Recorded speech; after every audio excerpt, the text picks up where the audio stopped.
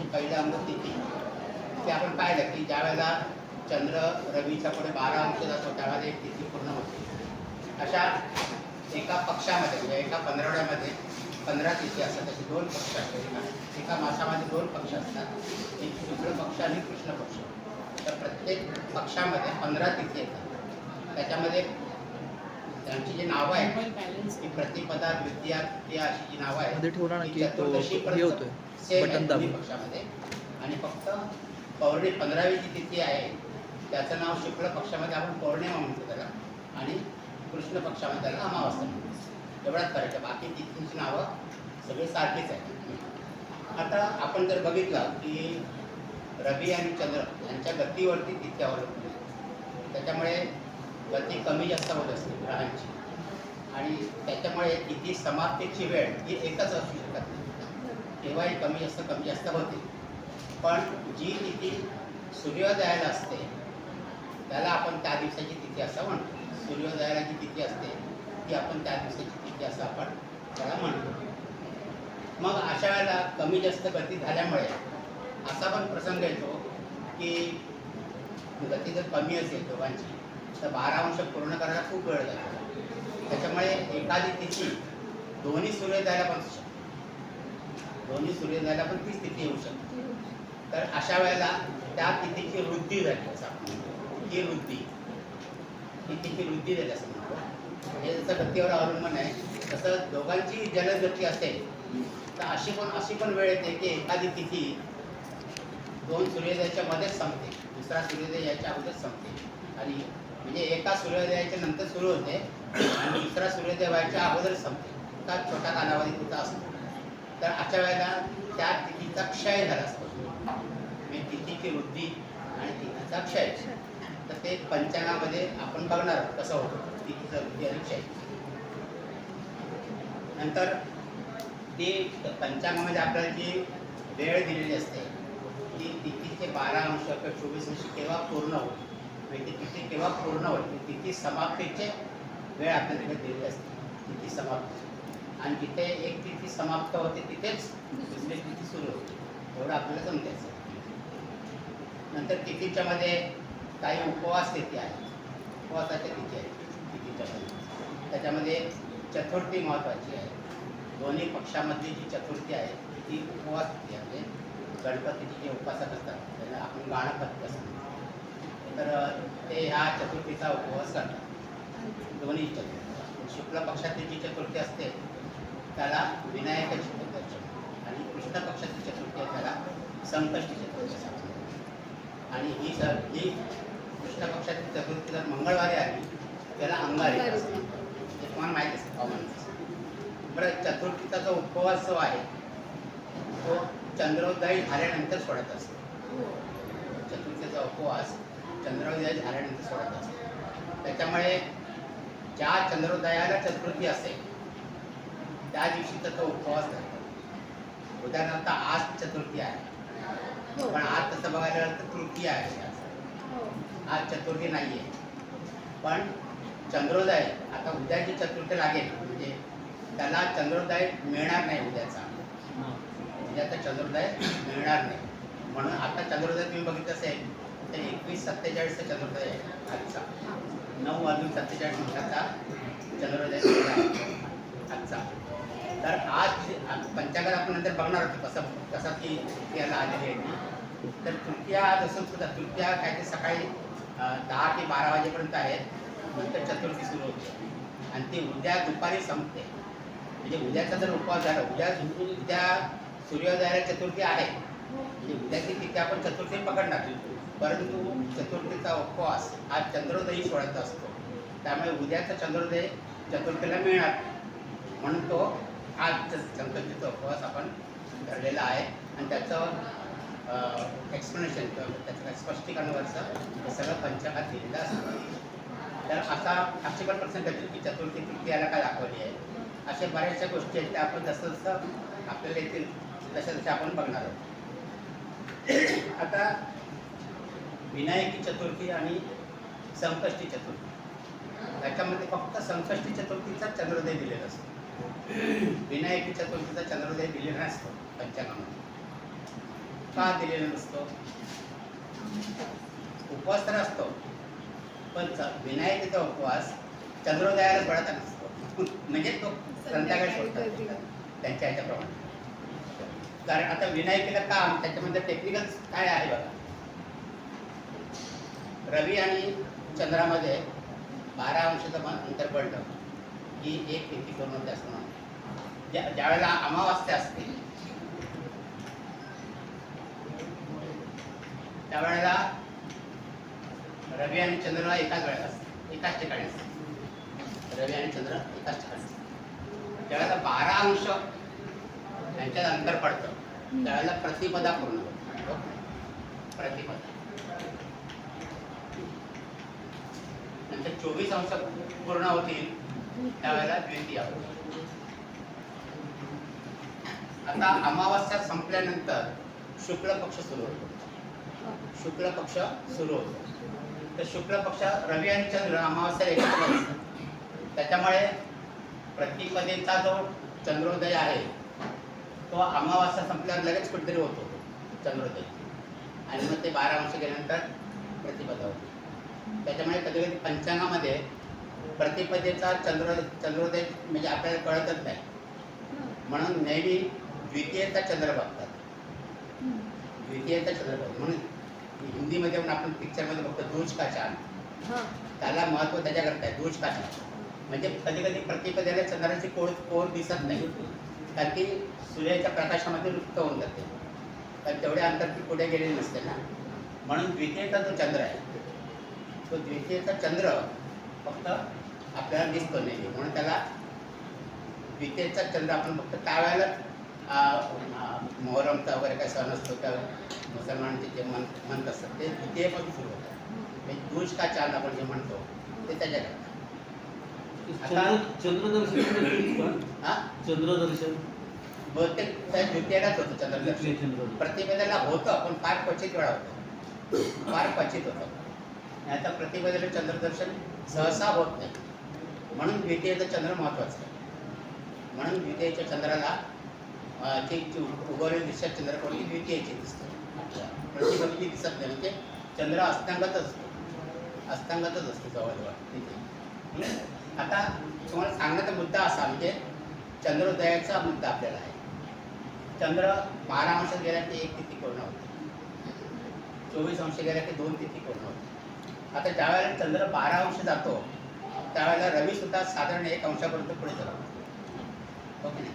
म्हणजे 12 अंश ते 13 अंश एवढा कालखंड तो असतो. आता एक तुम्ही अक्षांश रेखांश झालेत ना, झालेत का? नाही. तर पृथ्वीवरती आपल्या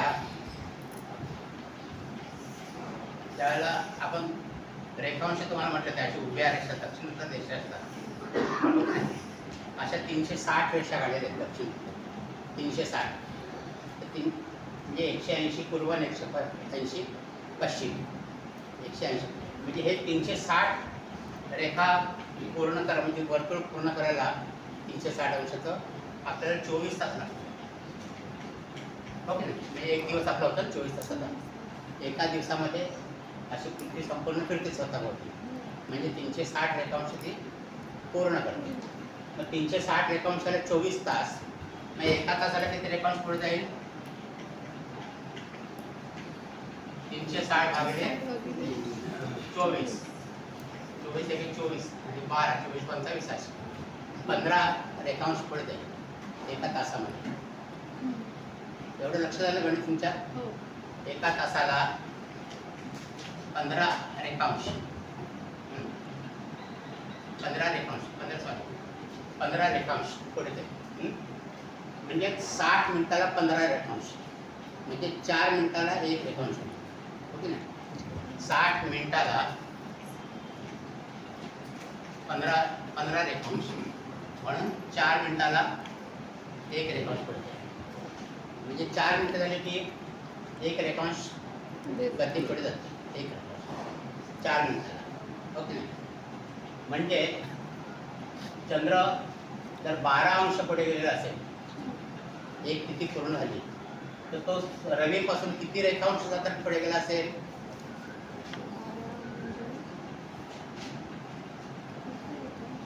म्हणजे 12 अंश 360 अंश आपण बघितलं. एका तासाला 15 अंश आहेत ना, हो. एका तासाला 15 अंश. 15 अंश. मग 12 अंश झाले किती जातील? 3. एका अंशाला 4 मिनिटं आहेत. 4 मिनिट. म्हणजे 12 अंश चार साधारण ते- 48 मिनिटं, 48 तास, 48 मिनिटं. म्हणजे चंद्राची पोझिशन समजा रवी आणि चंद्र एका याच्यामध्ये असतील, एकाच रेखांशावरती असतील, तर दुसऱ्या दिवशी जर चंद्र कुठे असेल, किती रेखांश पुढे गेला असेल तर 12 रेखांश पुढे असेल जवळ ना, म्हणजे 48 मिनिटं. चांगलं. आता रेखांशाचा विषय तुम्ही सोडून द्या, पण रवी आणि चंद्र उदय होतो, चंद्राचा उदय होतो, म्हणजे प्रतिपदेला त्याचा उदय झाल्यानंतर द्वितीयेचा उदय व्हायला तो किती मिनिटं जास्त घेईल? 48 साधारण मिनिटं जास्त घेईल. साधारण 48 ते 51 मिनिटं असं आपण धरतो. कमी जास्त गती असते. 48 पासून साधारण 51 मिनिटापर्यंत असतो. म्हणजे रोज चंद्र 48 मिनिटं जरी उशिरा उगवला तर प्रतिपदा, द्वितीया, तृतीया, चतुर्थी असते, विनायक चतुर्थी. आता अमावास्येला समजा रवी आणि चंद्र एकत्र आहेत, म्हणजे रवी बरोबर चंद्राचा उदय जर धरला आपण, रवी बरोबर ओके, हे सकाळचा 6चा, तर प्रतिपदेला तो 6 वाजून साधारण 48 मिनिटांनी उठवेल. प्रतिपदा संपली हां. इथे. नंतर तो आणखी 48 प्लस 7 वाजून साधारण किती त्याच्यातनं 48 मिळवायचे. 96 म्हणजे 36. 7 वाजून 36 मिनिटांनी द्वितीयेला तो उगवलं. म्हणजे द्वितीया, तृतीया, चतुर्थीला तो आणखी साधारण 8 वाजता, साधारण 8-8:30 त्याचा उदय होईल. त्यावेळेला काय आपण उपवास सोडू शकत नाही. परंतु संकष्टी चतुर्थीला काय होतं? संकष्टी चतुर्थीला तर 15 आणि 3 18 तिथी पूर्ण होतात ना. संकष्टी चतुर्थीला म्हणजे शुक्ल पक्षाची 15 तिथी आणि कृष्ण पक्षाच्या 3 तिथी पूर्ण, म्हणजे 18 तिथी पूर्ण होतो. बरोबर. 18 तिथी जर पूर्ण झाल्या, 18 तिथी तर किती अंश पूर्ण होतील? साधारण 210 अंश पूर्ण होतील. 210. मग 210 गुणिले 4 जर केले आणि मग तेवढे तास जर तुम्ही रवीच्या उदयापासून मोजले तर ती संध्याकाळची वेळ राहते, सूर्योदयापासून. म्हणून संकष्टी चतुर्थीचा उपवास चंद्रोदयाला सोडतात. तसा विनायकीचा चंद्रोदयाला सोडता येत नाही. कारण तो मागे पुढे. हा फरक आहे. हा फरक, त्याच्यामध्ये टेक्निकल फरक हा आहे. म्हणून विनायकी चतुर्थीला तुम्हाला चंद्रोदय देत नाही, परंतु संकष्टी चतुर्थीला मात्र चंद्रोदय देतात. आणि प्रत्येक जिल्ह्याचा चंद्रोदय वेगळा वेगवेगळा प्रत्येक ठिकाणचा वेगळ्या वेळी, रेखांशाप्रमाणे वेगळ्या वेळी पकडतो. एवढं कळलं तुम्हाला की संकष्टीचा चंद्रोदय कसा काढ. म्हणून आज जी संकष्टी आहे, आजची संकष्टी तृतीयाला धरलेली आहे. कारण पंचांग मी आता तुम्हाला बघायला जमत मी सांगतो. आत्ता पण पंचांगामध्ये आजचा दिवस काढा पंचांगातला.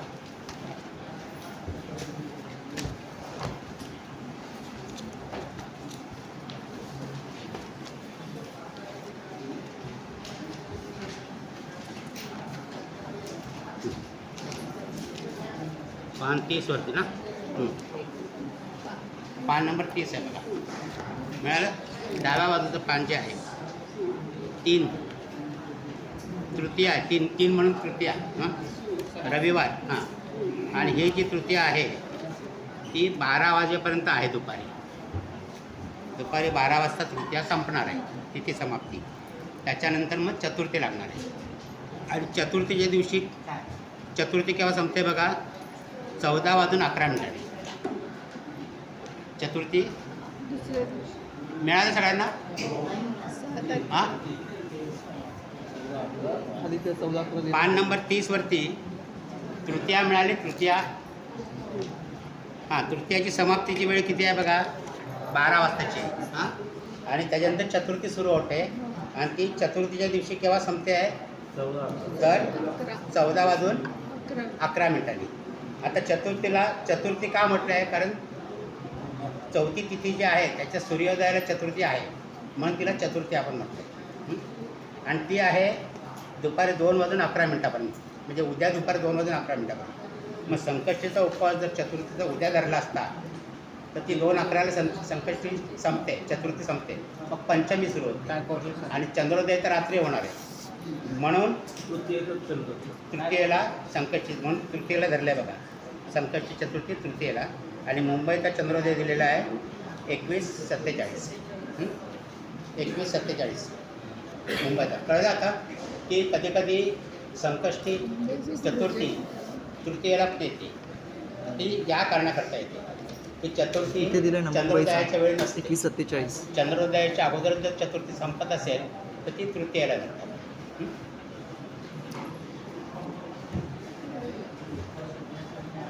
आणि मंगळवारच्या तिथेला अंगारिका म्हणतो आपण. तसंच एकादशीचा आहे बघा. मुंबई तर एक अक्षांश रेखांश काय आहे? कुठला किती वाजता किती वाजेपर्यंत आहे किती वाजता आहे ते आता आपण टायमिंग दिलेलं असतं.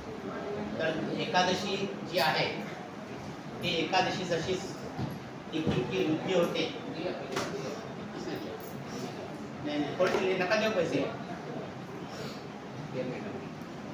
नका देत जाऊ पैसे तुम्ही.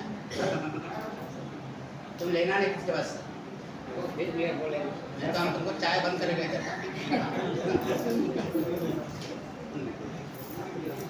जसं एकादशी पण क्षय होतो किंवा 2-2 एकादशी आहेत.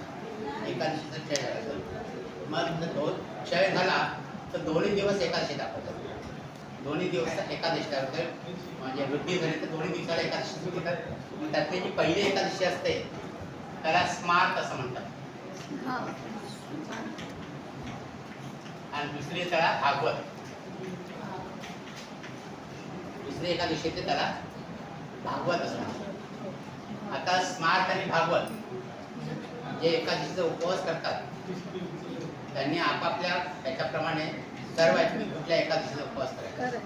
पण जनरली असं म्हणतात की स्मार्त एकादशी आहे ना ती संन्यासींनी करायची असते. संन्यासी आणि जे गृहस्थ धर्म गृहस्थ कर्म वापरणं जे आचरण करणाऱ्यांनी भागवत एकादशी करायची असते. तर असा त्याच्यातला फरक आहे भागवत आणि स्मार्त. नंतर प्रत्येक एकादशीला नाव ठरलेलं आहे.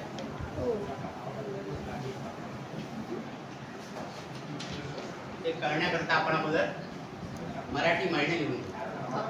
सगळ्यांना माहिती आहेत का मराठी महिने? सांगा मला एकेकांनी. चैत्र, वैशाख, ज्येष्ठ, आषाढ, श्रावण, भाद्रपद,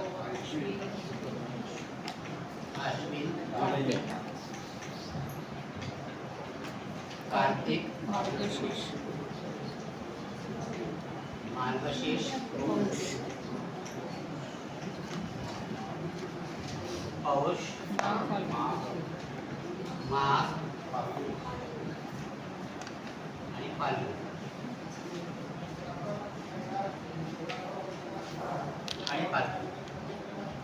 चैत्र, वैशाख, ज्येष्ठ, आषाढ, श्रावण, भाद्रपद, आश्विन, कार्तिक, मार्गशीर्ष, पौष, माघ, फाल्गुन हे 12 महिने आहेत.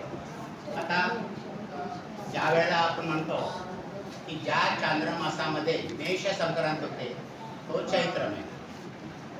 समजून घ्या अगोदर, त्या चांद्रमासामध्ये मेष संक्रांत म्हणजे रवी मेषेमध्ये मेष संक्रांत म्हणजे रवीची मेष संक्रांत होते तो चैत्र महिना.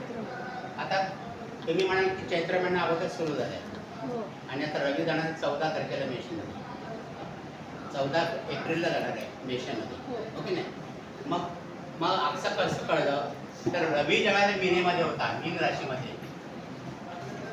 राशीमध्ये तेव्हा जो चांद्रमास सुरू झाला होता तो होता फाल्गुन.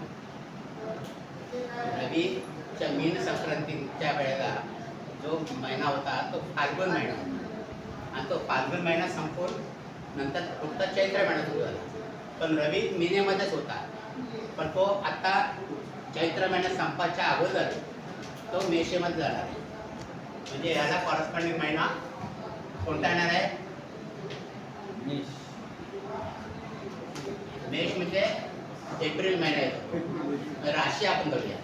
म्हणजे रवीची मेष संक्रमण म्हणजे चैत्र महिना. नंतर वृषभ संक्रमण म्हणजे वैशाख महिना. बरोबर? असा प्रत्येक राशी 12 वेळ लिहून घ्या.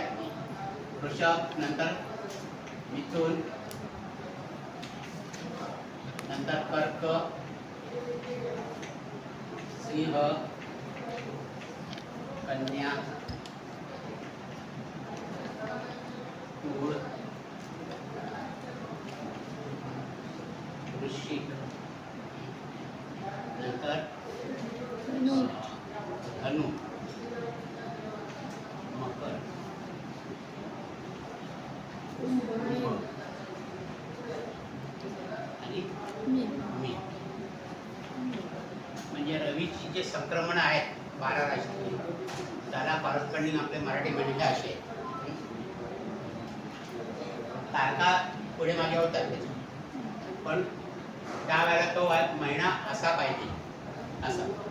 ज्यावेळेला हे गणित चुकतं, म्हणजे कमी जास्त गतीमुळे, रवीच्या गतीमुळे कधी कधी गणित चुकतं. कधी कधी काय होतं की आता वृषभ संक्रांत वैशाख महिन्यामध्ये आली, म्हणजे वृषभेमध्ये रवी त्याच्यात गेला, म्हणजे तो ज्येष्ठ महिन्यामध्ये मिथुन केला पाहिजे होता ना.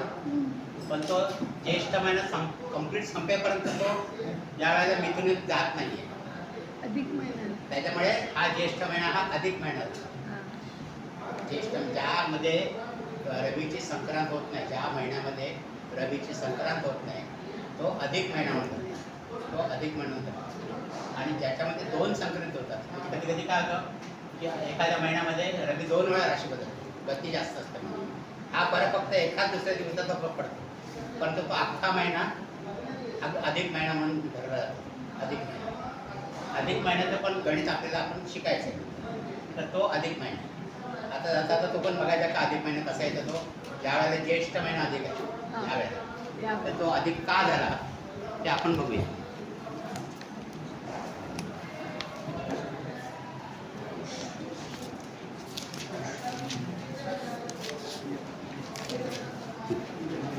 आता वैशाख कृष्ण पक्ष काढा. पेज नंबर पेज नंबर आहे 34.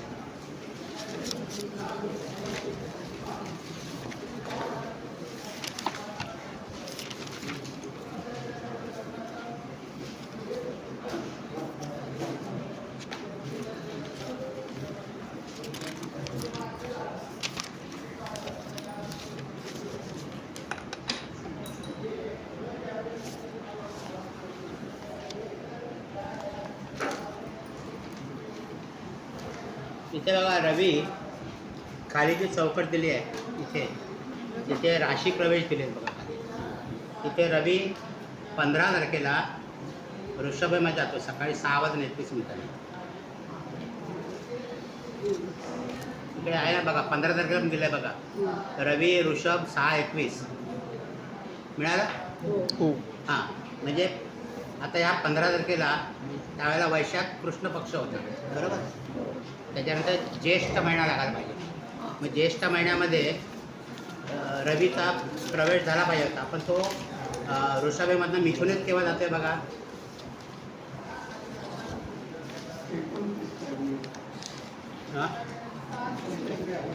नाही, 15 जूनला 12:53 जाते. मिळाला. 15 जूनला 12:53. त्यावेळेला काय आहे बघा, इथे अमावास्या आणि प्रतिपदा पण दाखवली. पान नंबर 38 वरती, पान नंबर 38 वरती सोमवती अमावास्या दिले बघा तिथे. आणि रवी मिथुन 12:53 दिले.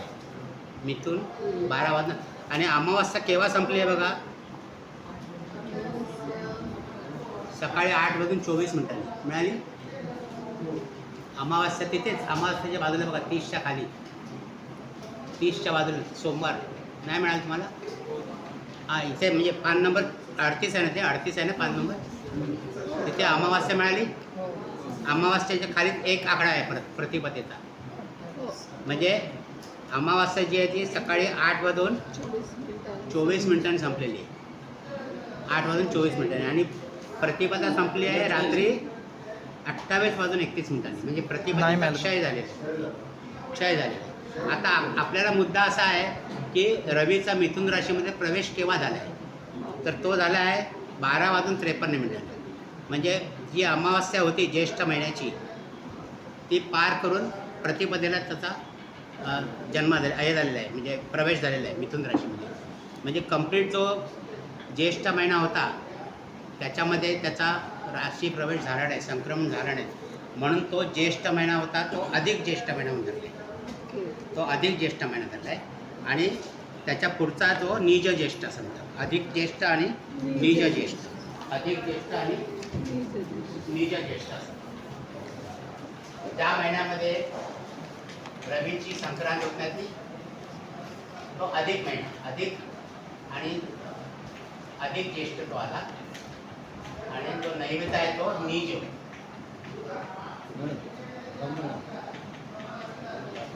नीज ज्येष्ठ त्याला नीज तिथे उल्लेख केलेला असेल पंचांगामध्ये, नीज ज्येष्ठ आणि अधिक ज्येष्ठ. हां आपण परत बघू नाही त्यानंतर परत. हां मिळालं का अधिक ज्येष्ठ नीज ज्येष्ठ.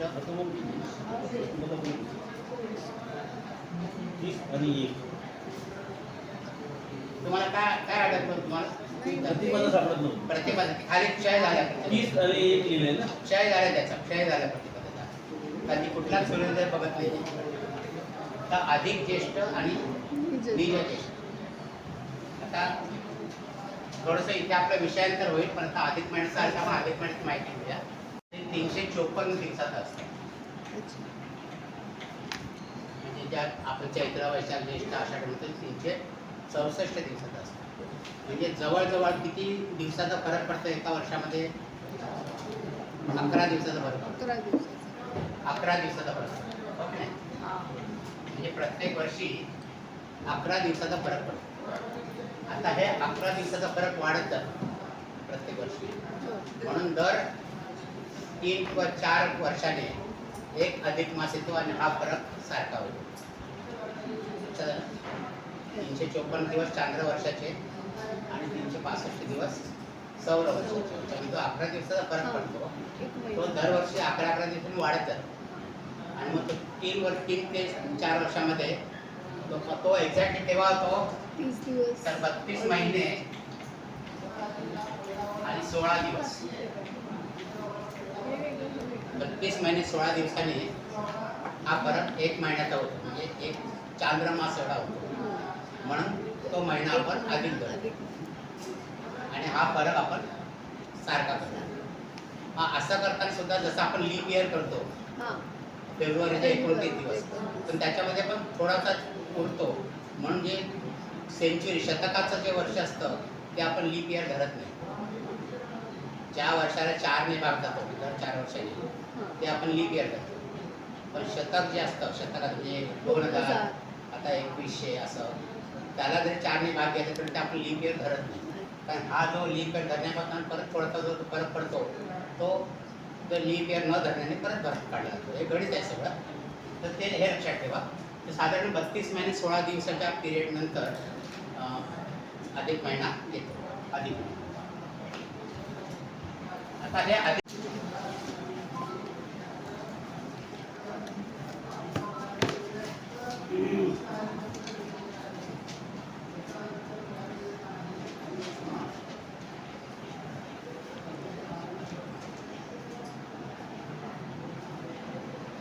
तर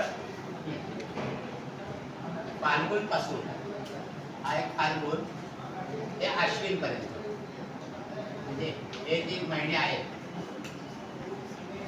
फाल्गुन पासून आश्विन पर्यंत हेच महिने अधिक मास म्हणून येतात. फाल्गुन महिन्यापासून आश्विन महिन्या हे महिने अधिक मास म्हणून येतात. अधिक मास मग अधिक मास पण सुद्धा करून ना कधी कधी मग तो कॅल्क्युलेशन परत वाढतं. मग ते वाढलेलं कॅल्क्युलेशन कमी करण्याकरता क्षय मास येतो.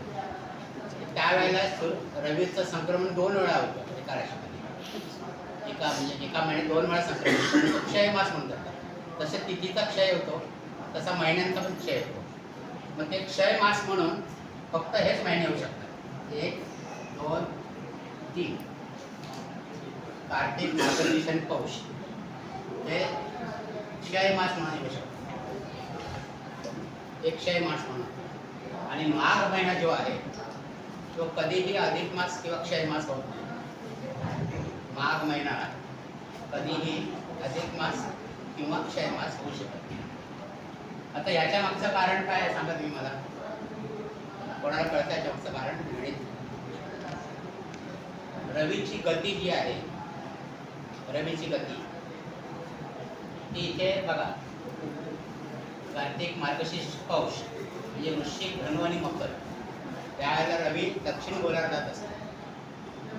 रवी दक्षिण गोलार्धात असतो आणि त्याच्याने चंद्रजगतीमध्ये परत फरक पडतो.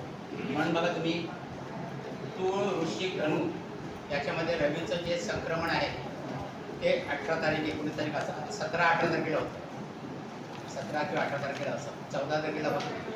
इथे तुम्हाला 14 तारखेला रवी दिसेल. 14 जसं जर पुढे 15, 16, 17 आणि इथे 17 तारखेला असं होतं. 17 तारीख 18 तारखेला असं त्याचं संक्रमण होतं. म्हणजे इतका जास्त वेळ लागतो रवीला. त्याच्यामुळे हे जे महिने आहेत हे अधिक मास म्हणून येत नाही. कार्तिक, मार्गशीर्ष आणि पौष.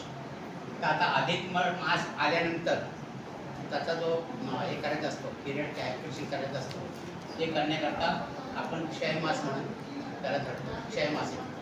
आणि हा क्षय मास जो आहे तो सर्वसाधारणपणे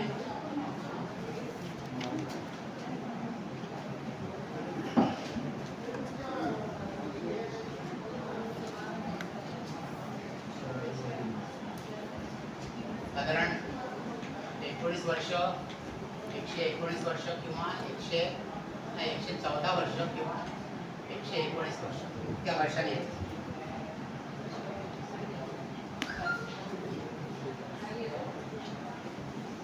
एक प्रश्न विचारू का? तर निज मासामध्ये समजा एखादी तिथी आपण तिथीनुसार करतो, एखाद्या संतांची जयंती वगैरे असते, तर निजेमध्ये पकडायची की अधिकमध्ये पकडायची? हां, ते पण सांगतो. आता तुमच्या ज्या तिथी असतात संतांच्या वगैरे त्या अगोदर निज महिन्यामध्ये असतात, त्या निज महिन्यातच पाळायच्या पाहिजे. प्रश्न कधी येतो की एखाद्या व्यक्तीचं निधन झालं तर प्रथम वर्ष श्राद्ध करायचं असेल, प्रथम वर्ष श्राद्ध. आता समजा ज्येष्ठ महिन्यामध्ये झालं, प्रथम वर्ष श्राद्ध आपण एका वर्षाने करतो. मग ते एका वर्षाने करतात म्हणून ते पहिलं वर्ष श्राद्ध आहे ते अधिक महिन्यात करायचं. अधिक महिन्यात पहिलं वर्ष श्राद्ध अधिक महिन्यात. नंतरची श्राद्ध आहे ती निजेमध्ये करायचं. फक्त पहिलं श्राद्ध जे आहे ते अधिक महिन्यात करायचं.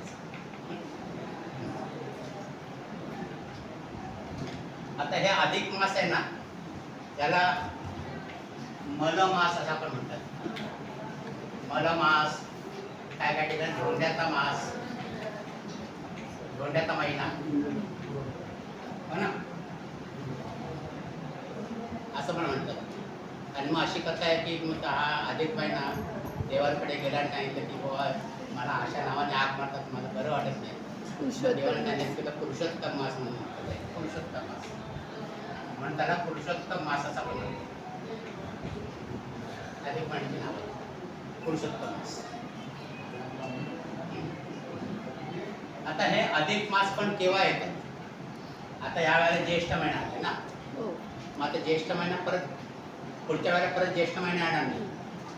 तर ते सुद्धा सांगितलं आहे की चैत्र, ज्येष्ठ आणि श्रावण, चैत्र, ज्येष्ठ आणि श्रावण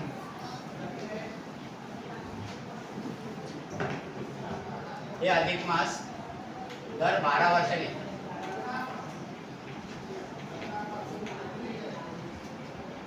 म्हणजे चैत्र, ज्येष्ठ आणि श्रावण हे 3 अधिक मास हे दर 12 महिने येतात. येऊ का पुढे? 12 वर्षांनी दिले सर. दर 12 वर्ष. आता ज्येष्ठ महिना आता आलाय ना, अधिक 12 वर्षांनी. आता आणखी 12 वर्षांनी ती ज्येष्ठ महिना अधिक येतो. म्हणजे चैत्र ज्येष्ठ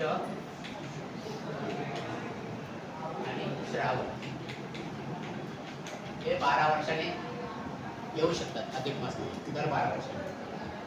नंतर आषाढ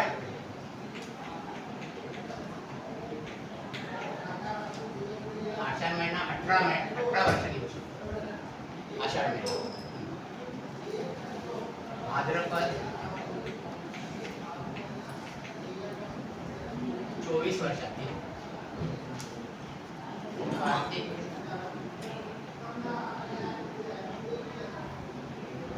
कार्तिक महिन्यामध्ये तुम्हाला खूप खर्च पडेल. 700 वर्षांनी. कार्तिक महिना अधिक येतो. कार्तिक महिना आपण म्हणतो क्षय मास म्हणतो ना. तर ज्या वर्षी क्षय मास असतो त्यावेळेला 2 अधिक महिने येतात. आता त्या तुम्हाला मला पण भाग्य मिळत नाही ते बघायचं. क्षय मास ज्या वर्षी येईल त्या वर्षी 2 अधिक महिने असतात. एक क्षय मासाच्या पूर्वी आणि एक क्षय मासाच्या नंतर. तर त्यावेळेला कधी कार्तिक महिना कधी कधी अधिक होतो त्यावेळेला. तर तो अधिक महिना 700 वर्षांनी फार रेअर आहे. परिस्थिती फार रेअर आहे. क्षय मास. आता अधिक महिन्याचं वाण असतं माहिती आहे का तुम्हाला? किती जण करतात वाण? अधिक महिन्याचं वाण देतात ते जावायला देतात. जावायला किती देतात ते? का 33 देतात?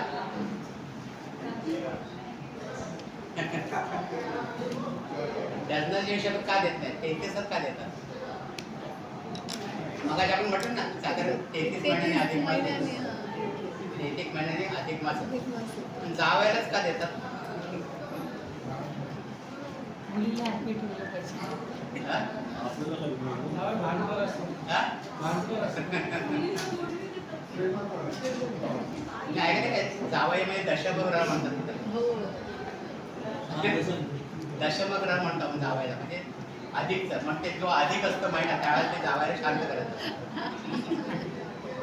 म्हणून त्यांना ते वाण देतात. जावयाला देतात. अधिक महिना वाण म्हणतो.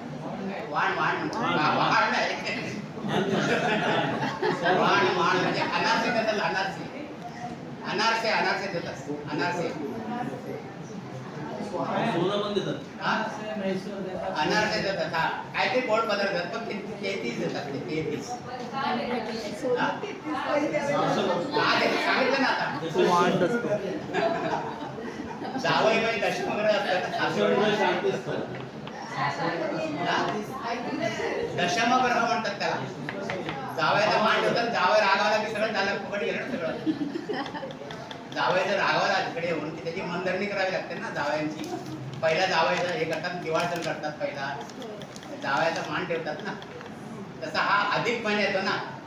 म्हणजे तो अधिक मासाचाच ग्रह आहे. तो अधिक महिना अधिकचा जावई म्हणजे म्हणून त्याचं वाण देतात त्याला ते. अधिक महिन्यामध्ये अधिक महिन्यात दर अधिक महिन्यात अधिक महिना येईल तेव्हा. हा? अधिक महिना. अधिक महिना येईल तेव्हा. हो दरवेळेस देतात. दरवेळेस एकदा जावई रोडला की काय हरकत नाही. मग घ्यायचं. पण 33 अनारसे देतात. अनारसे देतात बघा. अनारसे अधिक मासामध्ये तुम्हाला जाहिराती दिसतील मिठाईवाल्यांच्या की 33 अनारसेचा पाक. हा असं मिळेल आमच्याकडे मला असं. हा आता येते जाहिरात. आमच्याकडे सर सुनेल सुनेल आता हे महिने आणि राशी त्यांचं. आता आमच्याकडे 6 ऋतू आहेत. 6 ऋतू.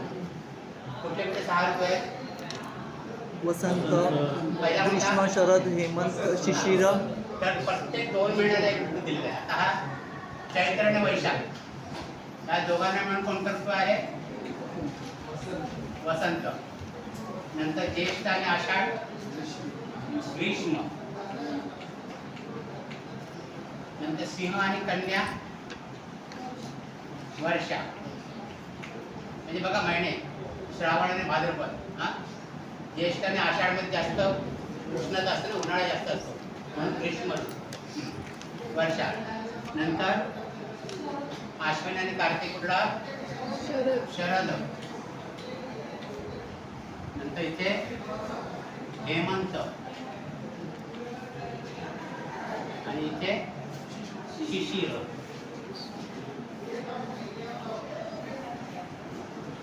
इथे शिशिर. इथे शिशिर. असे ऋतूंची विभागणी केलेली आहे 2-2 महिन्यामध्ये. ते पण तुम्हाला पंचांगामध्ये बघायला मिळेल असे. आता एकादशी, प्रत्येक महिन्यामध्ये 2 एकादशी येतात. त्या दोन्ही एकादशीनं वेगवेगळी नावं आहेत प्रत्येक महिन्यातल्या एकादशी. तर ती अनुक्रमे पहिल्या याच्यामध्ये कामदा एकादशी आणि वडो केली. लिहून घेऊन कागदात नोटमध्ये दिले सगळे. चैत्र महिन्यामधल्या ज्या एकादशी येतात, शुक्ल पक्षातल्या एकादशी आहे तिला कामदा एकादशी म्हणतात आणि कृष्ण पक्षातल्या एकादशीला वळखिणी एकादशी म्हणतात. असं प्रत्येक महिन्याच्या एकादशी वेगळ्या वेगळ्या आहेत दोन्ही. त्यांची नावं वेगळी. 24 एकादशी आहेत 12 महिन्यात, त्यांना 24 वेगवेगळी नावं आहेत.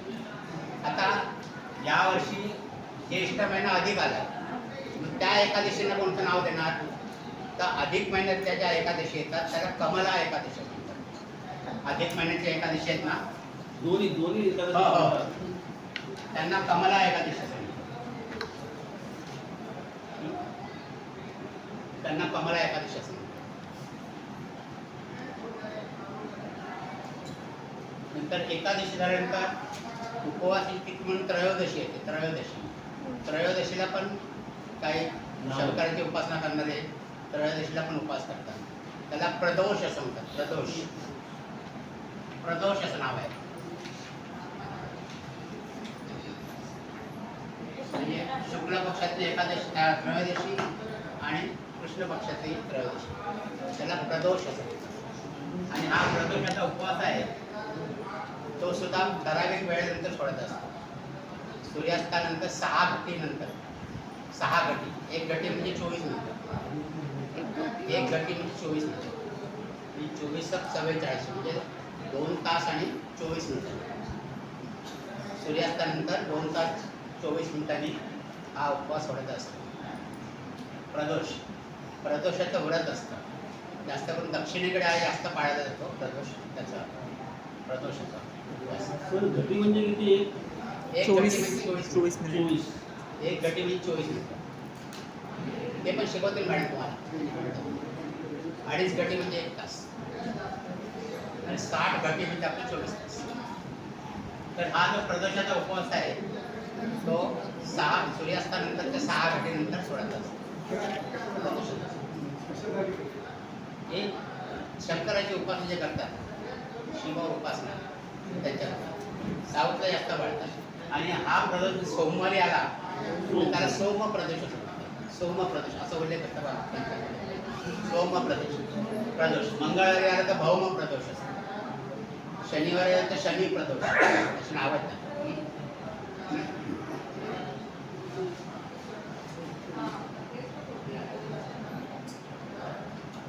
आणि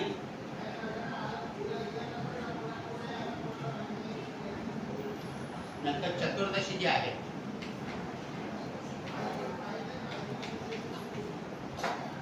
तर कृष्ण चतुर्दशीला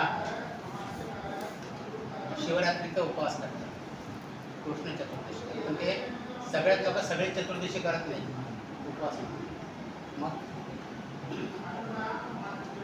म्हणजे माघ चतुर्दशी येते. माघ महिन्यात माघ कृष्ण चतुर्दशी. माघ कृष्ण चतुर्दशी येते. तिला आपण काय म्हणतो? महाशिवरात्र. महाशिवरात्र.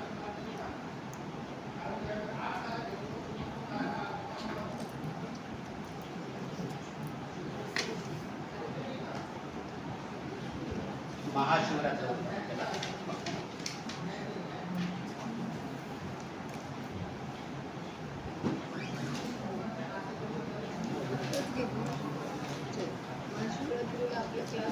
तर ह्याचा उपवास रात्री सोडायचा असतो. रात्रीचा तर काही थोडं निश्चित काळ म्हणतात त्याला. म्हणजे रात्रीमान आणि दिनमान.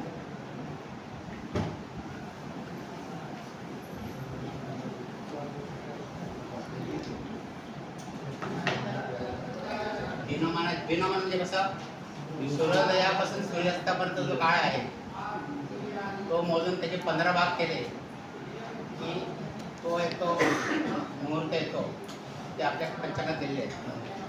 आणि रात्री मानाचे 15 भाग करून 15 भाग करतात त्याला रात्रीचे मुहूर्त काढतात. तर महाशिवरात्रीला त्यातला जो 8वा भाग येतो 8वा भाग त्यावेळेला शंकराची पूजा करून उपवास करायचा असतो रात्रीचा.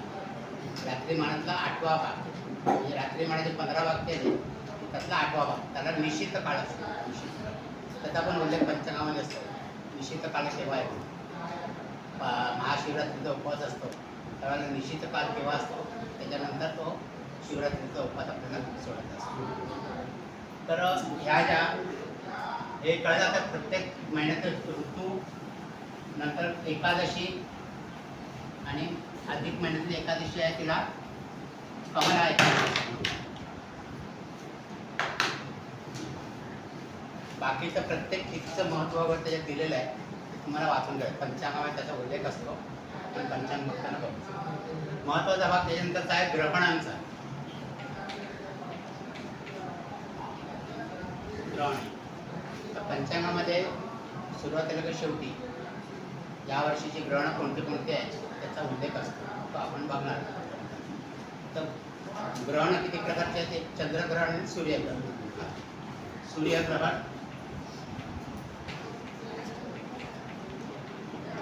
आणि चंद्रग्रहण.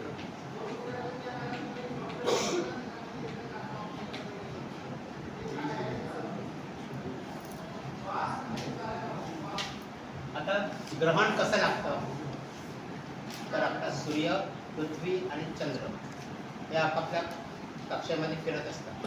आता ह्या कक्षा ज्या आहेत या 5 अंशाच्या कोन करून फिरतात. 5 अंशाच्या कोनामध्ये आहे. सरळ असते तर प्रत्येक महिन्याला ग्रहण झाली असते म्हणजे प्रत्येक महिन्यात ते एकमेकांच्या समोर आले असते ना. ज्यावेळेला हे तिन्ही एका सरळ रेषेमध्ये येतात त्यावेळेला ग्रहण होतं. पण दर महिन्याला हे एका रेषेत येत नाही कारण त्यांच्यामध्ये 5 अंशाचा कोन आहे त्यामुळे दर महिन्याला ग्रहण होत नाही असं. मग आता चंद्रग्रहण जे आहे हे सूर्य आणि पृथ्वी सूर्य आणि चंद्र यांच्यामध्ये पृथ्वी येते. सूर्य पृथ्वी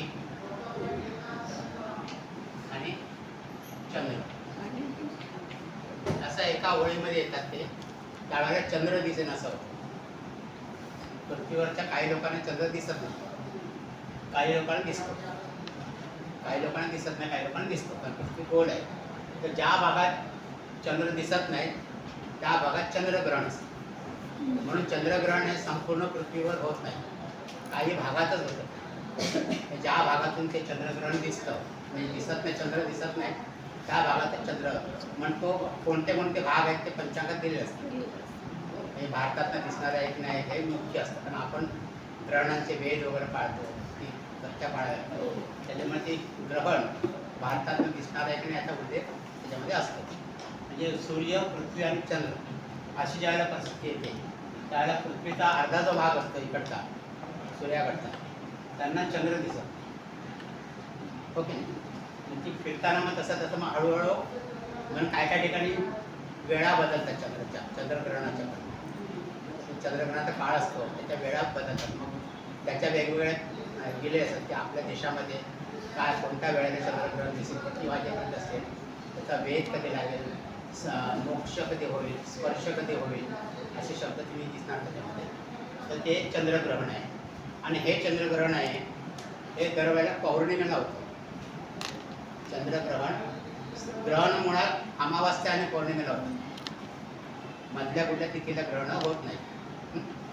तर चंद्रग्रहण आहे हे दर म्हणजे कुठल्याही पौर्णिमेला चंद्रग्रहण होतं. कारण पौर्णिमेला सूर्य आणि पृथ्वी याच्यामध्ये चंद्र येतो.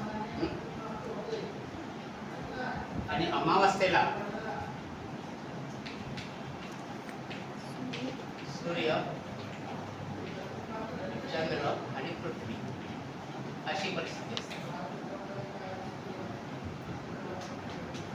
म्हणजे अमावास्येला कारण अमावास्येला सूर्य आणि चंद्र एकत्र असतात ना, आणि पृथ्वीच्या मध्ये चंद्र येतो. मग सूर्याचं बिंब मोठं असतं, चंद्राचं बिंब छोटं असतं. मग चंद्राचं बिंब कधी कधी काय असतं की काय काय भागामध्ये जरी छोटा असलं तरी दृष्टी सापेक्षता जरी चंद्र पूर्ण सूर्याला झाकलेला दिसतो, म्हणजे पूर्ण ग्रास असं होतं.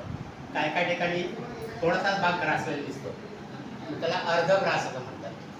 आणि काय काय ठिकाणी असा चंद्र मध्येच दिसतो, असं मागची कडा दिसतात, तिकडच्या कडा दिसतात, मग त्याला कंकणाकृती चंद्र, कंकणाकृती सूर्यग्रहण असं म्हणतात. म्हणजे सूर्यग्रहणाच्या या 3 पद्धती आहेत: कंकणाकृती, पूर्ण सग्रास आणि अर्धग्रास असं. का असे जे जे प्रकार असतील सगळं पंचांगामध्ये दिलेलं असतं.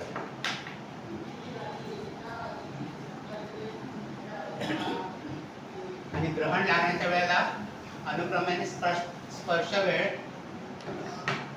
स्पर्श काळ,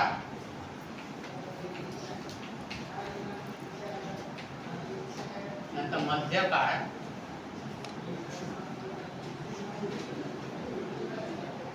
आणि मोक्ष काळ हे पण दिलेले असते. स्पर्श म्हणजे ग्रहणाला सुरुवात कधी होणार आहे ती वेळ दिलेली असते. नंतर मध्य काळ म्हणजे पूर्ण ग्रहण केव्हा लागतं ते, आणि त्याचा मोक्ष म्हणजे ग्रहण कधी सुटणार त्याचा मोक्ष काळ केव्हा असतो. म्हणजे हा सगळा कालावधी आपल्या पंचांगामध्ये दिलेला असतो. सगळी माहिती पंचांगामध्ये आहे, ती कशी बघायची ते आता आपण बघणार आहोत. तर इतकं सगळं कळलं तुम्हाला. आता आपण पंचांगाकडे जाऊया.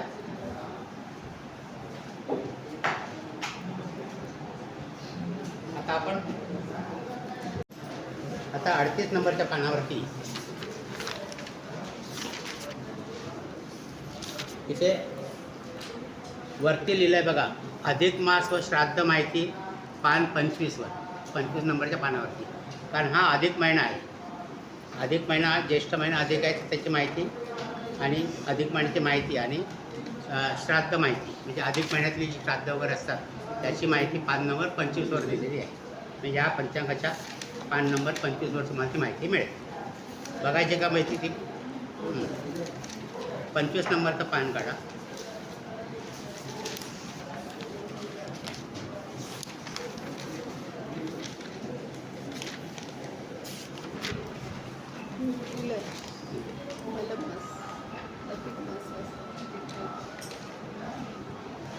हे बघा, अधिक मासात कोणती कामे करावी व कोणती करू नये ते सगळं तिथे दिलेलं आहे. मिळालं सगळ्यांना 25 नंबरच्या पानावरती.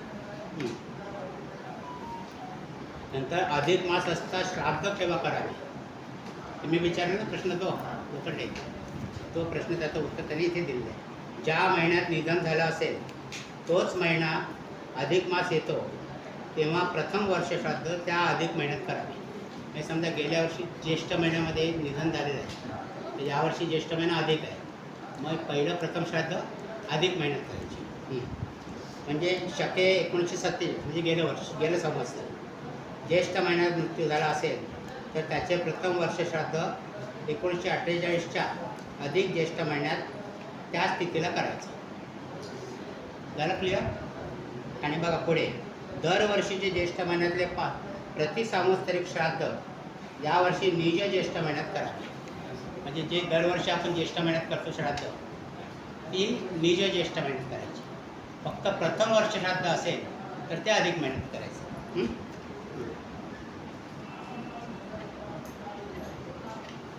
तर त्याचं सगळं एक्सप्लेनेशन इकडे दिलेलं आहे.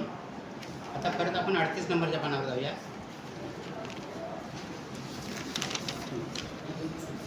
म्हणजे पंचांगात किती माहिती दिलेली असते तुम्हाला सांगतो. वरच्या ओळीमध्ये बघा, म्हणजे ही अधिकची माहिती होती अधिक महिन्याची, म्हणून ते तिथे नोट करे त्याचा.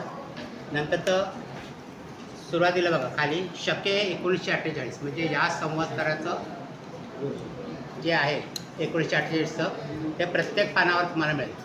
शके 1948. नंतर ह्या संवत्सराचं जे नाव आहे पराभव नाम संवत्सर, हे सुद्धा तुम्हाला प्रत्येक महिन्यामध्ये मिळेल. नाही आहे पंचांग तुमच्याकडे? हां, पराभव नाम संवत्सर आहे. नंतर उत्तरायण आहे की दक्षिणायन आहे, दोन आयन आहेत ना, उत्तरायण दक्षिणायन. सध्या उत्तरायण चाललं आहे. आता उत्तरायण दक्षिणायन कधी होतं? हां, मकर संक्रांती. हां, मकर संक्रांतीच्या नंतर आपल्याला उत्तरायण सुरू होतं. खरं म्हणजे धनु राशीमध्ये असतानाच होतं तो, पण आपण मकर संक्रांतीला उत्तरायण समजतो. आणि कर्क संक्रांत झालं की दक्षिणायन सुरू होतं. तर उत्तरायण, सध्या उत्तरायण चालू आहे आपल्याकडे. आणि सौर ग्रीष्म ऋतू आहे. सौर ग्रीष्म ऋतू. आता सौर आणि चांद्र असे दोन प्रकार आहेत. सौर म्हणजे रवीच्या भ्रमणानुसार सौर, आणि चांद्र ऋतू. आता दोन्ही इथे सौर ग्रीष्म ऋतू आहे. आणि पुढे दिलं आहे बघा, चांद्र ग्रीष्म ऋतू पण आहे इथे. सौर पण आहे आणि चांद्र पण आहे. इथे दोन प्रकारचे ऋतू कधी कधी बदलतात. दोन ऋतू येतात. कधी सौर ऋतू वेगळा असतो, चांद्र ऋतू वेगळा असतो, त्याचा पण उल्लेख दिसतो. तर हा सौर ग्रीष्म ऋतू आहे. नंतर अधिक ज्येष्ठ, हा अधिक महिना आहे. म्हणजे अधिक ज्येष्ठ आणि कृष्ण पक्ष आहे. कृष्ण पक्ष म्हणजे दुसरा, म्हणजे म्हणजे पौर्णिमेच्या नंतरचा जो सुरू होतो पक्ष तो आहे कृष्ण पक्ष. आणि इंग्रजी महिना आहे जून 2026 इंग्रजी महिना. इथे जर 2 महिने आले तर जून आणि जुलै किंवा मे आणि जून असं पण येतं त्याच्यामध्ये. चांद्र. नंतर संवत, मारवाडी संवत जे आहे ते कोणतं आहे आता? 2082. ही माहिती इथे दिलेली आहे. नंतर त्याच्या खालची जी ओळ आहे ती, ती आणि वा. ती म्हणजे तिथी. इथे ती जे दिलेलं आहे ते तिथी. मिळालं सगळ्यांना? ती म्हणजे तिथी, वा म्हणजे वार. वा म्हणजे वार. नंतर क आणि मी म्हणजे कलाक आणि मिनटं. पूर्वी कलाक म्हणायचे, तासच्या ऐवजी कलाक म्हणायचे. कलाक आणि मिनटं म्हणजे तास आणि मिनटं ते दिलं आहे. नंतर नक्षत्र दिलं आहे दुसऱ्या कॉलममध्ये. तिसऱ्या कॉलममध्ये नक्षत्र म्हणजे त्या दिवशी कोणतं नक्षत्र आहे ते त्याचा उल्लेख दिलेला आहे. आणि क आणि म्हणजे ते नक्षत्र संपण्याची वेळ दिलेली आहे. क आणि मिनटं त्या ज्या वेळा दिलेल्या आहेत त्या समाप्तीच्या आहेत, एवढं लक्षात ठेवा, समाप्तीच्या वेळा आहेत. हां. नंतर योग, कोणता योग आहे तर पहिलाच योग तिथे आपण नंतर वाचू ती वर. ते योग तो पण कधी संपणार आहे त्याची पण कलाकारी मिनटं दिली, टाईम दिले आहे त्याचा. नंतर दिवाकरण आणि रात्रोकरण म्हणजे पहिलं करण आणि दुसरं करण. दिवसाचं करण आणि रात्रीचं करण. करण म्हणजे पहिलं करण आणि दुसरं करण असं म्हणतात त्याला. कारण दुसऱ्या करण्याच्या शेवटी तिथी संपत असते.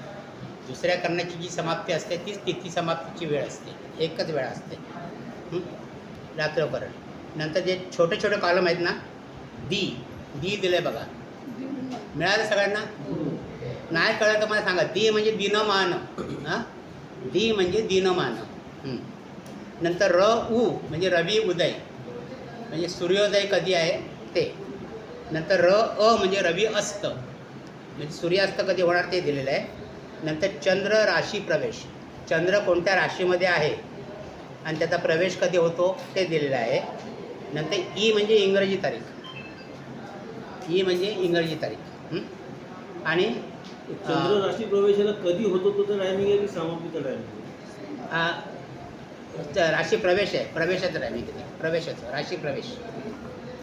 आपण येऊ त्याच्याकडे परत. नंतर तो मोठा कॉलम आहे ना तो शास्त्रार्थाचा रकाना असायला म्हणतो. म्हणजे त्या दिवसाचं काय महत्त्व आहे किंवा काय आणखी विशेष आहे ते तिथे लिहिलेलं असतं. तिथे लिहिलेलं असतं. नंतर रात्रिमान, वरती रात्रिमान दिलेलं आहे. इथे दिनमान इकडे प्रत्येक दिवसात दिनमान दिलेलं असतं आणि रात्रिमान ते फक्त शेवटच्या दिवसात दिलेलं असतं. कारण प्रत्येक दिवसात रात्रिमान दिलं तर तिकडे कॉलम जास्त होतील, जागा पुरणार नाही आपल्याला. म्हणून रात्रिमान जे आहे ते त्या 15 शेवटच्या दिवसाचं दिलेलं असतं रात्रिमान. नंतर अयनांश म्हणून दिलं बघा. अयनांश हे तुम्हाला आता जास्त याचा हे कळणार नाही, उपयोग होणार नाही त्याचा. पण अयनांश प्रत्येक वर्षी साधारण 52 विकलांनी बदलतात. म्हणजे ती परिभ्रमण गती जी आपण उल्लेख केला बघा, पृथ्वी जी फिरते ती स्वतःच्या आसाभोवती फिरते आणि घोडा फिरताना स्वतःच्या आसाभोवती पण थोडं वर्तुळ करतात छोटंसं. तर तसं पृथ्वी फिरताना पण स्वतःच्या आसाभोवती परिभ्रमण करते ती आसाभोवती. आणि ते त्याला आपण अयनांश असं म्हणतो. म्हणजे अयनांश ज्या वेळेला आत्ता आपण जे म्हणतो उत्तर ध्रुव किंवा मेष संपात बिंदू असं असे शब्द तुम्हाला कानावर जातील. अश्विन आरंभ बिंदू म्हणजे अश्विन नक्षत्र जे अश्विनी आहे ना, अश्विनी नक्षत्र जे आहे, अश्विनी आरंभ बिंदू तो पुढे पुढे सरकतो आहे, थोड्या डिक्लेट. तो फक्त आपण धरतो इतकी. पाश्चात्य देशामध्ये ते ऐनांश म्हणून धरलेले आहेत. ते सह ऐनांश त्यांचे ग्रह स्पष्ट केलेले असतात आणि आपल्याकडे आपण ग्रह स्पष्ट करताना ते वजा करतो ऐनांश. म्हणजे आता तुम्हाला निरयनच दिलेले आहेत ग्रह इथे स्पष्ट करा. आता येणार नाही. पुढच्या वर्षी तुम्हाला ज्यावेळेला तुम्ही भावचरित कुंडली मांडाल त्यावेळेला जे ग्रह स्पष्ट कराल त्याच्यामधनं तुम्हाला ऐनांश वजा करायला लागते, म्हणजे निर्याण मिळते ग्रह असं. ते पुढच्या वर्षीचा अभ्यास करणार तुमचा. तर ऐनांश त्याच्याकरता वापरतात असं. आता आपण पहिली ओळ बघूया त्याची. पहिली वेळ आता अधिक ज्येष्ठ कृष्ण पक्ष आहे ना, तर पहिलीच प्रतिपदा आहे. 1 नंबर म्हणजे प्रतिपदा, बरोबर. आता ही कृष्ण प्रतिपदा आहे हां. आणि वार कोणता आहे तर सोमवार आहे. कृष्ण प्रतिपदे ज्येष्ठ महिन्याची कृष्ण प्रतिपदा, अधिक ज्येष्ठ महिना कृष्ण प्रतिपदा, वार आहे सोमवार. कलाक मिनटं म्हणजे 16:38 दिले तिथे. म्हणजे प्रतिपदा कधी समाप्त होणार आहे तर 16:38ला. इथे पण जे टायमिंग जे आहेत हे रेल्वेचं टायमिंग असतात ना, 12 नंतर 13, 14, 15, 16, 24पर्यंत. पण तो आपल्याकडे 24पर्यंत न देता आपण 30पर्यंत येतो. कारण आपला वार जो आहे तो एका सूर्योदयापासून दुसऱ्या सूर्योदयापर्यंत आहे. त्यामुळे रात्री 12 वाजता आपला वार बदलत नाही. त्याच्यामुळे 24च्या नंतर पण पुढे आपण 25, 26, 27 सूर्योदयापर्यंत मोजतो. म्हणजे सर्वसाधारण 30पर्यंत आपल्याला आकडे तिकडे दिसू शकतात. 29, 30पर्यंत. म्हणून एखादी तिथी 28:12 संपली म्हणजे ती कधी पहाटे 4:12 संपली असं म्हणतात हां. तर आता इथे ही सोमवारचा प्रतिपदा जी आहे ती 16:38 संपलेली आहे. आणि या दिवशी ज्येष्ठा नक्षत्र आहे. ज्येष्ठा नक्षत्र ते संपलं आहे 19:09 त्याची समाप्ती दिली. नंतर योग आहे त्या दिवशी, सिद्ध योग आहे. तो संपणार आहे 6:19. प्रत्येकाची वेगवेगळ्या वेळा आहेत बघा. नंतर दिवा पहिलं करण जे आहे ते कौलव आहे. कौलव म्हणजे कौलव. आपण जी कर्णांची नावं पाहिली, बव, बालव, कौलव, नंतर तैतिल, नंतर गरज, वणिज आणि विष्टी. तर जे 3 अक्षरांचं जे करण आहे, 3 अक्षरं इथे मावत नाहीत त्या जागेमध्ये, म्हणून त्याला 2 अक्षर केले कौलव. ते 16:38 आहे. आणि तैतिल आहे ते 29:50 आहे. आता इथे दिवाकरण जे आहे हे त्याने तिथी समाप्तीचं करण दिलेलं आहे 16:38 आणि तिथी पण 16:38 संपली आहे ना. कुठलं तरी एक करण तिथी समाप्तीचं असतं ते दुसरं करण समजायचं, उत्तरार्धातलं करण तिथीचं ते समजायचं आपण तसं. आणि रात्रकरण रात्री 29:50 म्हणजे सकाळी किती वाजता 5:29 संपलेलं आहे. 5:29. आता दी म्हणजे दिनमान. दिनमान जे आहे, आता पहिला जो आकडा आहे ना तासांचा आहे आणि त्याच्याखाली दुसरा आकडा आहे तो मिनिटांचा आहे. म्हणजे या तिथीचं दिनमान जे आहे ते 13 तास 9 मिनटं आहे. दिनमान 13 तास आणि 9 मिनटं. आता ह्याच्या पुढचे जे दिनमान देतील ना तिथे तासाचा आकडा देणार नाही. तिथे तासाचा आकडा जर बदलला 13चे 12 तास झाले तरच देतील ते. नाही तर 13 तसाच कंट्रोल झाले, फक्त मिनटं बदलतील. बघा त्याच्या पुढच्या तिथीला 10 मिनटं दिलीत फक्त, म्हणजे 13 तास आणि 10 मिनटं असं वाचत होते. आता रवी उदय पण जो आहे तो सकाळी 6:02 दिला. इथे पण तास जे आहेत ना ते कॉमन राहतील. जोपर्यंत 6चा आकडा बदलत नाही तोपर्यंत तो 6चा आकडा तिथे तयार कंटिन्यू होणार तिथे. नंतर रवी अस्त पण 19:11 दिलं आहे बघा. 19:11 इथे सुद्धा हा 19चा जो आकडा आहे, 19 म्हणजे संध्याकाळी 7, तो 19पर्यंत म्हणजे 7चा ह्याच्यात काय फरक पडला तरच तो आकडा बदलेल, नाही तर बाकी फक्त मिनिटांचेच आकडे बदलत राहतात त्याच्यामध्ये. कारण ही जागा फार छोटी आहे त्याच्यामुळे ही काटकसर केलेली आहे. आता चंद्र राशी प्रवेश. चंद्र कोणत्या राशीत, तर आता 19:09 आणि संध्याकाळी 7:09 चंद्र धनु राशीमध्ये प्रवेश करणार आहे. धनु राशीमध्ये. आणि त्याच्यानंतर तो दुसऱ्या दिवशी पण धनु राशीतच असणार आहे. तिसऱ्या दिवशी पण धनु राशीतच असणार आहे आणि नंतर तो 7:42 मकर यामध्ये जाणार आहे. म्हणजे ज्या ज्या दिवशी प्रवेश असेल त्या दिवशी ती बाजूला वेळ दिलेली असते. जर वेळ दिलेली नसेल तर संपूर्ण दिवस त्या राशीमध्ये समजायचं, संपूर्ण दिवस त्या राशीमध्ये. त्याचा पुढचा आकडा तो इंग्रजी तारीख आहे. इंग्रजी तारीख 1 आहे. वरती इंग्रजी महिना दिलेला आहे बघा, जून. म्हणजे हे 1 जूनचं आहे पंचांग, बरोबर. 1 जूनचा पंचांग आहे. आणि पुढे इष्टी, प्रतिपदा, श्राद्ध हे त्या दिवसाचं विशेष दिलेलं आहे. इष्टी आणि प्रतिपदा, श्राद्ध हे त्या दिवसाचं विशेष दिलेलं आहे. तर अशा प्रकारे आपण पंचांगाचा दिवस कसा आहे तो वाचायचा. आता आपण पहाटे 5:30चे ग्रह आहेत त्याच्यामध्ये शेवटच्या दिवसाचे, म्हणजे ह्या 15 शेवटच्या दिवसाची सकाळी 5:30ची कुंडली आहे ती. आणि त्याच्या खाली राशी प्रवेश दिलेले आहेत. म्हणजे ह्या 15 किती ग्रहांनी राशी प्रवेश केलेला आहे. तर आता ह्या 15 बघा 10 तारखेला बुध मीन राशीमध्ये जातो आहे. बुध मीन राशीमध्ये 10 तारखेला प्रवेश करतो आहे. नंतर रवी 14 तारखेला मेष राशीमध्ये प्रवेश करतो आहे. आता ह्या कुंडलीमध्ये तुम्हाला आता आज 5 तारीख आहे, पण ह्या कुंडलीमध्ये तुम्हाला बुध दिसणार मीन राशीमध्ये बघा. बुध मीन राशीत दिसणार आणि रवी दिसणार आहे मेष राशीमध्ये. पण आजच्या दिवशी रवी तर कशामध्ये आहे, मीनेमध्ये आहे, आणि बुध कुठे आहे, कुंभ राशीमध्ये आहे. पण ही शेवटच्या दिवसाची कुंडली असल्यामुळे शेवटच्या दिवशीची ग्रह इथे भरलेले आहे. मग ह्या कुंडलीमध्ये ग्रह तुम्हाला कुंडली भरायची असेल आजच्या दिवसाची तर ही कुंडली सकाळी 5:30ची चालू शकते. फक्त राशी प्रवेश कधी आहे बघायची. हे सगळं बदलते का? दर 15 बदलते. 15 हां 15 दिवसांनी बदलते. पण तुम्हाला रोजची पण बदलले भांडायला शिकवणार मॅडम. गणिताने आपण रोजची कुंडली, प्रत्येक क्षणाची कुंडली आपण मांडू शकतो. सर म्हणजे आपण हे कुंडली मांडताना इथे फक्त बुध आणि हां. रवी चेक करायचं. म्हणजे तुम्ही समजा आता आजची कुंडली तुम्हाला सांगितली लग्न कुंडली मांडा, कुंडली मांडताना. तर लग्न कुंडलीमध्ये तुम्ही ग्रह बरोबर भरलेत की नाही ते तुम्ही याच्यावरनं व्हेरीफाय करू शकता. पण फक्त सर फक्त त्याच्यात बुध हां आणि रवी हे राशी प्रवेश फक्त बघायचे. बघायचं. ते जर आपण जी कुंडली मांडली त्याच्या अगोदर नंतरचे असतील तर ते मागच्या राशीमध्ये येते. असं म्हणजे हे तुम्हाला शिकवणार सगळं, मॅडम शिकवणार सगळं. नंतर त्याच्या बाजूला चंद्र नक्षत्र चरण समाप्ती भारतीय प्रमाण वेळेत असं दिलेलं आहे. चंद्र नक्षत्र चरण समाप्ती आपण बघितलं.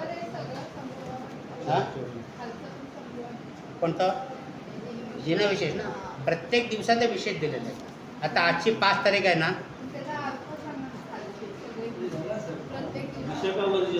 आता त्यांनी आजच्या तारखेचं सरांनी समजवलं. अच्छा आता उद्याच्या तारखेला तरी 15पर्यंत 6 तारखेला 15पर्यंत चांगला मिळेल ना. तर 15च्या नंतर कुठलं तरी वाईट एखादं नक्षत्र अशुभ असणार किंवा योग अशुभ ज्येष्ठ असणार, वर्षाला करण अशुभ असणार. असं जर असेल तर मग ती वेळ दिलेली असते. नंतर बघा बाकी चांगले दिवस, चांगले उत्तम दिवस. आता 15ला बघा त्रयोदशी वर्ज दिलेलं आहे. त्रयोदशी आहे ना, त्रयोदशी वर्ज दिलेली आहे. चतुर्दशी वर्ज दिलेली आहे. आणि अमावस्या, आता चतुर्दशी वर्ज आणि अमावस्या नेहमीच वर्ज असते. कारण काय असतं की त्या दिवशी स्थिरकरण असतं. चतुर्दशीला. आणि चतुर्दशीचं पहिलं करण जे असतं, कृष्ण चतुर्दशीचं पहिलं करण ते विष्टी असतं, म्हणजे ते पण अशुभ आहे. आणि दुसरं करण शकुनी असतं. नंतर चतुष्पाद आणि नाग, आणि मग नंतरचं किस्तुबी. म्हणजे चतुर्दशी आणि अमावस्या आणि कृष्ण पक्षातलं त्या नेहमी अशुभ असतात, वर्ज असतात. वर्ज असतात ते म्हणजे चांगले नाही, वर्ज चांगले. म्हणजे सोडून द्या. हां आता एक नक्षत्र आपण बघितलं, एका नक्षत्राचे 4 चरण असतात. एका नक्षत्राचे 4 चरण असतात. पण इथे आपल्या हिंदू याच्यामध्ये चंद्राला फार महत्त्व आहे. चंद्राला फार महत्त्व दिलेलं आहे. कारण आपण चंद्र राशी बघतो, नामाक्षर चंद्रावर ठेवतो, चंद्र राशीवर ठेवतो, नक्षत्रावर ठेवतो. मग एखादा समजा जन्म झाला मग ते नाव काय ठेवायचं, मग चंद्र कोणत्या नक्षत्र आहे ते आपण बघतो इथे, हो की नाही. आता आज समजा दुपारी 1 वाजता जन्म झाला आहे जातकाचा, आज दुपारी 1 वाजता. तर आपण काय सांगणार, आज 5 तारीख आपण बघितली इथे. इथे नक्षत्र कोणतं आहे, ते विशाखा नक्षत्र आहे बघा, बरोबर. म्हणजे आज जन्मलेल्या बालकाचं विशाखा नक्षत्र असेल. आणि 1 वाजता जर त्याचा जन्म झाला असेल, विशाख नक्षत्र आहे 24 वाजून 8 मिनिटापर्यंत. आता या विशाख नक्षत्राचे 4 चरण असतात, बरोबर. प्रत्येक नक्षत्राचे 4 चरण असतात. मग चंद्र या 4 चरणामध्ये किती वेळ आहे, प्रत्येक चरणाच्या समाप्ती इकडे दिलेली आहे. आता इथे खाली बघा विशाख नक्षत्र काढा तुम्ही, मिळालं 3रं नक्षत्र दिलं बघा, विशाख नक्षत्र. विशाख नक्षत्र त्याचं पहिलं चरण संपलं आहे 28 वाजून 12 मिनिटांनी, मिळालं 28. आता या 28 वाजून 12 मिनिटं म्हणजे कालची, म्हणजे आज पहाटेची. 28-12 पहिलं चरण संपलं आहे. 10 वाजून 49 मिनिटांनी दुसरं चरण संपलं आहे, बरोबर. आणि आता 5 वाजून 28 मिनिटांनी 3रं चरण संपणार आहे, चंद्राचं 3रं चरण. आणि 4थं चरण संपणार आहे 24 वाजून 8 मिनिटांनी, तेव्हा नक्षत्राची पण समाप्ती तीच येणार आहे. तर आता बालकाचा जन्म तर 1 वाजता झाला असेल दुपारी, तर कितवं चरण येणार, 3रं चरण येणार. मग बालकाचं नाव काय ठेवणार तुम्ही, आद्याक्षर काय येणार, ते कुठे बघायचं, तर अवकडा चक्र काढायचं. अवकडा चक्र, अवकडा चक्र काढलं. पान नंबर 8 आणि 9. आता विशाख नक्षत्र कोणत्या राशीमध्ये येतं, तुळ राशीमध्ये. तुळ राशीमध्ये 3 चरण येतात आणि 4थं चरण विशाखाचं कुठे येतं, वृश्चिक राशीमध्ये, बरोबर. पाठ आहेत की नाही नक्षत्र राशी, सगळ्यांना पाठ आहेत का नक्षत्र राशी, नाही अजून सर, नाही पाठवलं सर, रोज वाचतोय. मग ते टेबल दिले तर बघा तुम्ही नक्षत्र राशींचं. तर विशाख नक्षत्राचे 3 चरण पहिले तुळ याच्यामध्ये येतात, तुळ राशीमध्ये येतात आणि 4थं चरण तर ते वृश्चिक राशीमध्ये येतं. म्हणजे या बालकाची राशी कोणती असणार आहे, तुळ राशी असणार ना, तुळ राशी असणार. आणि चरण कितवं, 3रं. मग ते विशाख नक्षत्र बघा, त्याच्यात पहिलं चरण जे आहे त्याचा आद्याक्षर आहे ती, मिळालं. चरणाक्षर दिली आहेत बघा इकडे. पहिल्या चरणावर जन्म झाला असता तर आद्याक्षर आलं असतं ती बालकाचं, दुसऱ्या चरणावर झालं असतं तर तू आलं असतं, आणि 3ऱ्या चरणावर आहे तर ते. आता बालकाचं नाव ते वरनं ठेवायला पाहिजे खरं म्हणजे. पण कधी कधी काय होतं की काय काय अशी आद्याक्षर असतात की नावं ठेवायला, मग त्या नक्षत्राचं कोणतंही आद्याक्षर घेतलं तरी चालेल. आता ते वरनं काय आपण नाव ठेवणार, तेजस्वी. तेजस्वी किंवा मुलगी असेल तर तेजस्वी. अशा प्रकारे आपण ती नावं ठेवतो त्यांची. ते पण हल्ली काय सगळे गुगल सर्च करून टाकतात नावं, तेनालीराम. तर असं नामाक्षर असतं त्याचं, नामाक्षर. आणि हे ते म्हणजे ह्याचा बराच उपयोग आपल्याला पुढे आहे नंतर. मग ह्या तेजसचं ज्यावेळेला लग्न होईल, तेजसचं लग्न होईल त्यावेळेला वधूवर मिलन करतात. मग वधू घरी येते, मग वधूचं नाव काय वेगळं असतं, मग लग्नानंतर तर नाव ठेवतात. मग तेचं वैरवर्ग ठेवू नये नाव, नाही तर दोघांमध्ये परत बनणार. मग ते कुठे बघायचं, ते इथे बघा खाली राशींचं घातचक्र दिलं, त्याच्या खाली नामाक्षराचं वैरवर्ग दिलेलं आहे. इथे ते अध्यक्ष किंवा ते अध्यक्षर कुठे येतं, सर्प. मग इथून 5वा वर्ग, नाही इथून 5वा वर्ग म्हणजे सर्प पहिला, उंदीर दुसरा, नंतर गज 3रा, हरिण 4था आणि गरुड 5वा. म्हणजे गरुड 5 म्हणजे याचा वैरवर्ग गरुड आहे सर्पाचा, कारण गरुड आणि सापाचं पटत नाही. तर त्या गरुडचे अध्यक्षर कोणते आहेत, आ इ ए. मग ह्या तेजसचं लग्न होईल तेव्हा त्यांनी आपल्या पत्नीचं नाव आरती वगैरे ठेवू नये. वैरवर्गातलं नाव ठेवायचं नाही, किंवा नाव चेंज करत नाही, तिचं नाव काय आरती किंवा काय असेल अलका वगैरे, तर ते सांगायचं नाव चेंज करून दुसरं ठेवतात. तर तो वैरवर्ग असा बघतात. हे परत येणार आहे तुम्हाला, त्याच्यामुळे ते नंतर आता जरी तुम्हाला जर थोडंसं गर्दी झाली शिकण्यात तर ते